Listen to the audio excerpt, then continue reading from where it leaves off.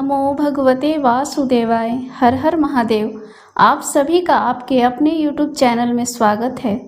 जैसा कि आप सभी जानते हैं, परम पवित्र निर्जला व्रत परम सुंदर पावन पुनीत व्रत है। जो भी मनुष्य जीवन प्राप्त करने के बाद एकादशी का व्रत करता है वो भवसागर से पार हो जाता है। श्री नारायण को एकादशी बहुत ही प्रिय है, क्योंकि ये व्रत विष्णु भगवान को समर्पित है। परंतु ज्येष्ठ शुक्ल पक्ष की निर्जला एकादशी का बहुत बड़ा फल है। महत्वपूर्ण इसलिए है क्योंकि बहुत से लोग 24 एकादशी नहीं कर पाते हैं। अगर वो निर्जला एकादशी करते हैं तो 24 एकादशियों का फल मिलता है। जैसा कि नाम से ही स्पष्ट है, बिना जल का यानी निर्जला। ज्येष्ठ मास में सूर्य उदय से अगले सूर्य उदय तक बिना जल के व्रत करना अपने आप में ही तपस्या है, क्योंकि इस समय सूर्य की तपिश चरम पर होती है। इस व्रत के संदर्भ में एक कथा आती है महाभारत काल की। एक बार वेद व्यास जी जहाँ पांडव रहते थे वहाँ पधारे। वहाँ भीष्म पितामह भी उपस्थित थे, 5 पांडव भी थे। व्यास जी को आसन देकर हाथ जोड़कर भीम ने पूछा, पितामह, जब भी एकादशी होती है तो माता भी व्रत रखती हैं और भ्राता लोग भी व्रत रखते हैं, और मुझे भी कहते हैं कि तुम भी व्रत रखो। पितामह, मेरे उदर यानी पेट में वृक्क नाम की अग्नि है, जिसके चलते मैं भूखा नहीं रह सकता। एक दिन तो क्या, एक समय भी नहीं रह सकता। अब आप ही बताएं पितामह कि मैं क्या करूं। वेद व्यास जी ने कहा कि भीम, तुम दुखी न हो। ज्येष्ठ माह की शुक्ल पक्ष की एकादशी को तुम व्रत करो बिना जल ग्रहण किए। इससे तुम्हें 24 एकादशियों का फल मिलेगा। सूर्य उदय से लेकर अगले सूर्य उदय तक ये व्रत करना है। भीम ने कहा, ठीक है, एक दिन तपस्या व्रत तो कर ही सकता हूँ, और उन्होंने किया। इसलिए इस एकादशी का एक नाम भीम एकादशी भी है। प्रिय साथियों, इस दिन जो प्राणी निर्जल रहकर निर्जला एकादशी का व्रत करता है, कथा का श्रवण करता है, आप विश्वास नहीं करेंगे, इतना बड़ा फल मिलता है जिसका वर्णन नहीं हो सकता। इसको करने से 100 पीढ़ी हमसे पहले जो आए हैं ये उनका कल्याण कर देती है, और जो 100 पीढ़ी हमारे बाद जो आएंगे उनका भी कल्याण करती है। इसमें तनिक भी संदेह नहीं, क्योंकि ये प्रभु वाक्य है। अपने श्री मुख से प्रभु ने नारद जी को बताया था। साथियों, निर्जला एकादशी का संपूर्ण फल पाने के लिए नियम का होना आवश्यक है। हम नियम में गड़बड़ी कर देते हैं, जिससे हमें पूर्ण फल नहीं मिलता। अब नियम क्या है? व्रत के 3 दिन पहले ही तामसिक भोजन का त्याग कर देना चाहिए, जैसे लहसुन, प्याज, बैंगन, तेल इत्यादि। 10वीं की रात से ही अन्न का परित्याग कर देना चाहिए।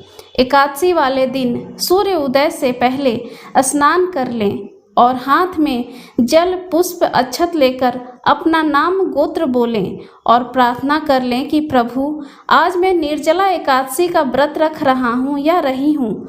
हे विष्णु भगवान, आप मुझे सामर्थ्य दें ताकि ये व्रत मैं निर्विघ्न पूरी कर सकूँ, आपके चरणों में प्रीति लगा सकूँ, क्योंकि बिना श्याम सुंदर के अनुकंपा के बिना कुछ भी संभव नहीं है। संकल्प करने के बाद विष्णु भगवान का पूजन करें।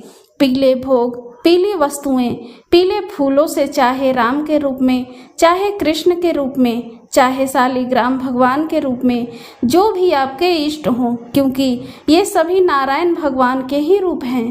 पूजन करने के बाद अवश्य ही ब्रह्मचर्य का पालन करें।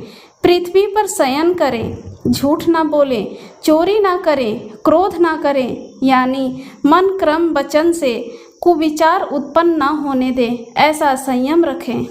रात्रि में जागरण करें। जैसे शिवरात्रि में शिव जी का पूजन हम रात्रि में 4 पहर करते हैं, बेलपत्र चढ़ाते हैं, उसी प्रकार निर्जला एकादशी पर भी रात्रि जागरण करना चाहिए, और कोशिश करनी चाहिए कि शालिग्राम भगवान की 4 पहर विधि विधान से पूजन करें। 4 पहर किसे कहते हैं? तो भक्तों, शाम 8 से 10 बजे तक पहला पहर, 10 बजे से 12 बजे दूसरा पहर, 12 बजे से 2 बजे रात तीसरा पहर, 2 बजे रात से 4 बजे तक चौथा पहर। ये 4 पहर की पूजा करनी चाहिए। भक्तों, हमारे ठाकुर जी हमारा समर्पण देखते हैं, हमारा अंतर्मन देखते हैं। हम तो अज्ञानी हैं, हम वो विधि विधान कहाँ से लाएं। तो साथियों, आपको हर एक पहर में कैसे करनी है पूजा। सबसे पहले तुलसी चढ़ाकर, चंदन चढ़ाकर, फिर पंचामृत से अभिषेक करें और यथासंभव ओम नमो भगवते वासुदेवाय मंत्र का जप करें।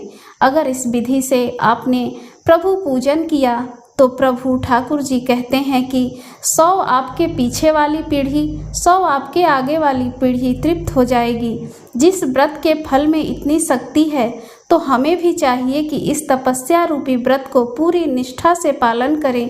एक बार पुनः याद दिलाना चाहती हूँ कि आप कोई भी व्रत करें उसमें संकल्प का होना बहुत जरूरी है, तभी व्रत का फल हमें पूर्णतः प्राप्त होता है। साथियों, इस दिन मटके का दान जरूर करना चाहिए जो पानी से भरा हो।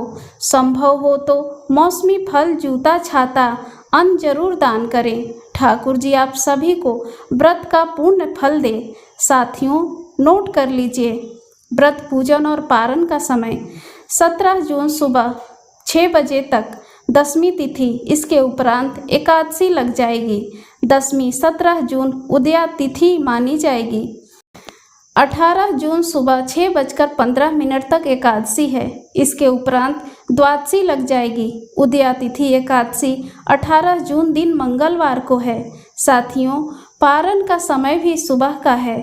19 जून 2024 दिन बुधवार सुबह 5:20 से 7 बजे तक। तो इन तिथियों का